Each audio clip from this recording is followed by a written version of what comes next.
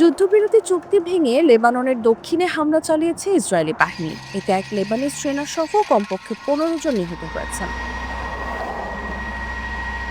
লেবাননের জনস্বাস্থ্য মন্ত্রণালয় এসব তথ্য নিশ্চিত করেছে।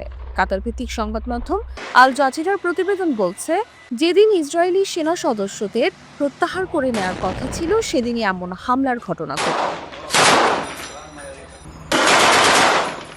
লেবাননের মন্ত্রণালয় জানিয়েছে, অধিকৃত গ্রামগুলোতে ফিরে যাওয়ার চেষ্টা করা নাগরিকদের উপর হামলা চালালে এসব হতাহতের ঘটনা ঘটে।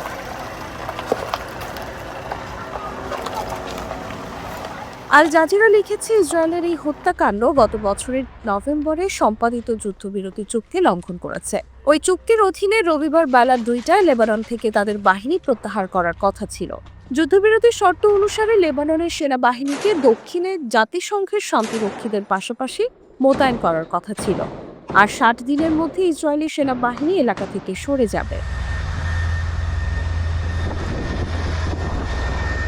গত নভেম্বরে মার্কিন যুক্তরাষ্ট্র ও ফ্রান্সের মধ্যস্থতায় স্বাক্ষরিত যুদ্ধবিরতির চুক্তির ফলে 1 বছরেরও বেশি সময় ধরে চলা সংঘাতের অবসান ঘটে। তবে এক যৌথ বিবৃতিতে লেবাননের জাতিসংঘের দূত ও লেবাননে জাতিসংঘ শান্তিরক্ষা মিশনের প্রধান বলেছেন, দক্ষিণ লেবাননে নাগরিকদের নিরাপদে প্রত্যাবর্তনের মতো পরিস্থিতি এখনো তৈরি হয়নি।